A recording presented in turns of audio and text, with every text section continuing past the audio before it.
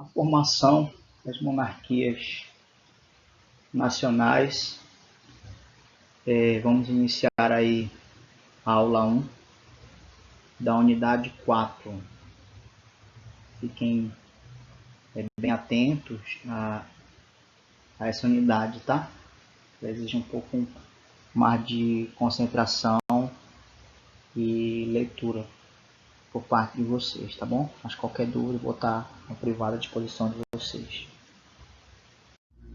Temos aí o primeiro tópico, né, falando especificamente sobre a crise na sociedade feudal. Lembrando que a sociedade feudal ela surge a partir do momento em que a população começa a sair das cidades e passa a morar no campo. Então, no decorrer do século XIV, ela sofreu uma grave crise.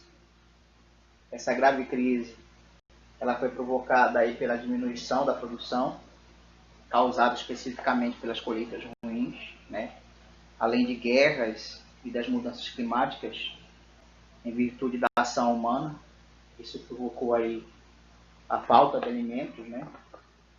E, obviamente, isso diminuiu a população. Então, a destruição, a falta de higiene da população, as constantes epidemias deram espaço a uma das doenças mais conhecidas na época, a famosa peste negra, né? Era uma infecção bacteriana extremamente perigosa, né? E era fatal, né? Porque ela causava lesões dolorosas de aparência negra e ela afetou praticamente toda a Europa, né? Toda a Europa praticamente sofreu aí com a peste negra.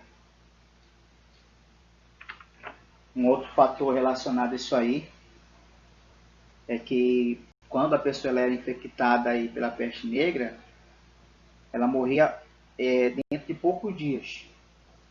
Então a pessoa ela sofria bastante, que a doença ela causava dor, né? E isso fazia com que a população ela fosse morrendo gradativamente, né? Isso era ruim, porque além das dores, né, a pessoa ela queria morrer mais rápido, só que infelizmente na época não tinha o medicamento, né, as injeções, as vacinas, melhor dizendo, não tinha a ciência, né, como nós temos hoje. E com a falta de alimentos, né, o declínio da atividade artesanal e a redução do comércio devido à diminuição da população, as classes populares ficaram cada vez mais pobres. E isso afetou fortemente os senhores feudais e os servos, especificamente. E aí aqueles que eram os menos favorecidos, eles começaram a se revoltar. E aí ocorreu a revolta dos camponeses. E aí, para conter as revoltas dos camponeses, cada localidade elegeu uma autoridade centralizada, fortalecendo o poder real e organizando as bases produtivas.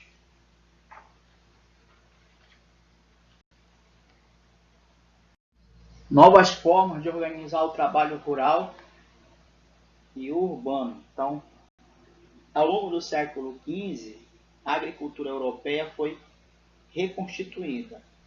Muitas das terras abandonadas durante a crise do século XIV voltaram a produzir. E aí a comercialização dos produtos agrícolas teve um grande impulso devido ao aumento dos preços. E aí a produção rural ela começou a ser vista como um negócio e fonte de enriquecimento para alguns comerciantes. Um outro detalhe é que o trabalho rural, que até então era uma atividade exclusivamente, né, de subsistência, ou seja, apenas para o consumo próprio, ela começou também a se organizar, né, de maneira diferente. E aí o comércio ele começa a ganhar força, né, começa a ganhar espaço diante dessa situação. Muitos proprietários estavam interessados em aumentar a produção de suas terras. Isso levou ao desenvolvimento e principalmente novas formas de produção. A partir já do século XVI, em algumas cidades europeias, houve mudança na produção artesanal. Então, por exemplo, o controle exercido pelas guildas, né, que eram as profissões, etc., que existiam na época, com sua rígida estrutura de professores e aprendizes oficiais, sobre os preços, a quantidade e a qualidade dos produtos, foi pouco a pouco permitindo a produção de mais itens de menor qualidade e menor valor que os produzidos, principalmente os anteriormente. Os artesãos do reino da Inglaterra e de Flandres, atual Bélgica, se especializaram na produção de tecido de lã, né? Enquanto as cidades italianas elas mantiveram sua produção de tecidos de seda e de alta qualidade, especificamente. Primeiros estados nacionais. Como aconteceu essa formação dos primeiros estados nacionais? Então, esses estados eram monárquicos, né? Eles fortaleceram o seu poder, eles criaram seus próprios exércitos, eles firmaram, consolidaram a administração do reino. E assim eles conseguiram expandir suas fronteiras por meio de guerras, alianças ou casamentos. Então, à medida que cada reino procurava delimitar seu território, os conflitos entre eles eram cada vez mais frequentes. E aí, para alcançar esse objetivo, evitando guerras, quando possível, os reis e os príncipes nomeavam embaixadores responsáveis pela manutenção das relações diplomáticas. Então, buscava-se responsáveis pela manutenção, né, de obter territórios por meio de alianças matrimoniais entre os descendentes reais. Então, em vez de guerra, por que não se unir, né, os reinos? Por que não unir os reinos, as famílias? Então, ocorriam os casamentos, né, para a unificação dos reinos, para fortalecer ainda mais o império e fazer com que o território cresça, menos dispendicioso do que as guerras e mais seguros. Então, os estados, a partir daí, serviam para proteger a propriedade privada e os privilégios da nobreza feudal e manter os camponeses sob controle. Mas as novas instituições políticas também beneficiaram os grupos burgueses dedicados ao comércio e às manufaturas.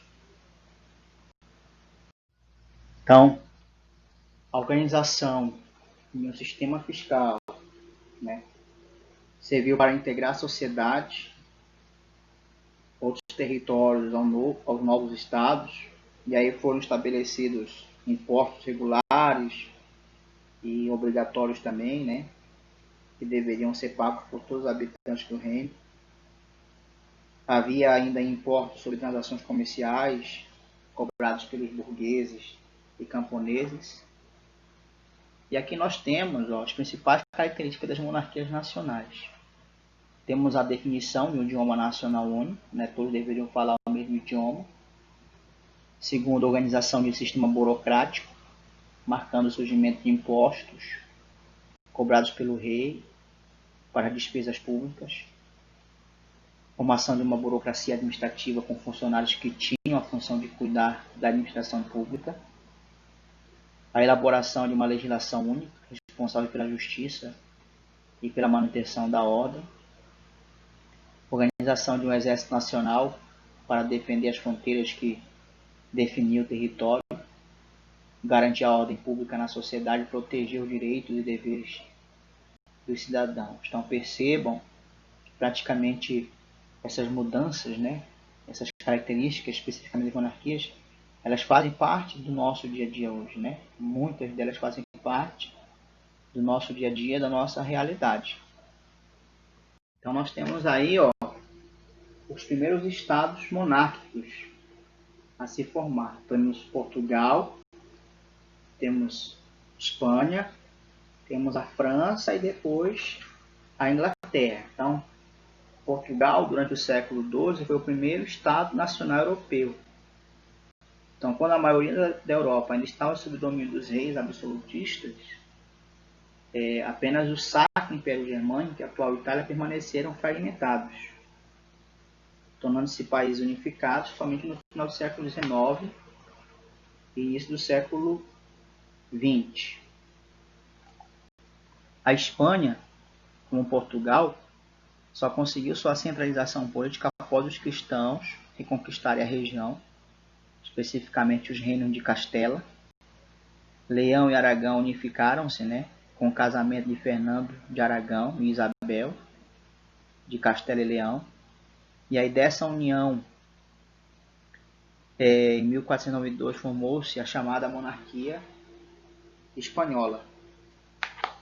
Temos a França, A França, no século XIII, durante o governo do Luís IX, o poder real foi ampliado com a criação de instituições jurídicas nacionais, além de uma economia comercial que se fortaleceu com a instituição de uma única moeda nacional. Mas até o século XI, o Reino da França era um Reino Unido, apenas no nome, É importante frisar isso aí. Quando o rei Carlos IV ele morreu, não deixou filhos que pudessem ser coroados em seu lugar. E aí seu parente mais próximo era seu sobrinho, o rei Eduardo III, do Reino da Inglaterra. Porém, a França, a nobreza especificamente, o rejeitou dessa sucessão.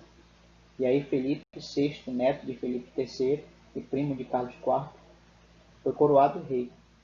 Após uma série de desacordos entre esses dois monarcas, Eduardo III passou a reivindicar o trono para si, e o resultado foi o começo da Guerra dos 100 Anos, Isso em 1337. E essa guerra normalmente é dividida em 4 períodos, No primeiro, Eduardo III manteve o Canal da Mancha sob o seu controle, Depois de muitas batalhas, o sucessor de Felipe VI, João II, foi feito prisioneiro para sua libertação. A paz foi negociada, na parte do território francês, que ficou sob o domínio inglês. E aí nós temos a Inglaterra, A Inglaterra, especificamente, ficou conhecida nessa época como a Guerra das Rosas, porque o processo de formação do Estado inglês também começou com a Guerra dos 100 Anos. No entanto, depois desse conflito se iniciou o próprio território inglês, a Guerra das Duas Rosas, 1455 a 1485. A Guerra das Rosas foi uma série de lutas pelo trono da Inglaterra, ocorridas ao longo de 30 anos, entre as famílias de York e Lancaster. Essas duas famílias eram descendentes de Eduardo III, rei da Inglaterra, entre 1327 e 1377. Então, aí são os primeiros estados nacionais, Portugal, Espanha, França e Inglaterra.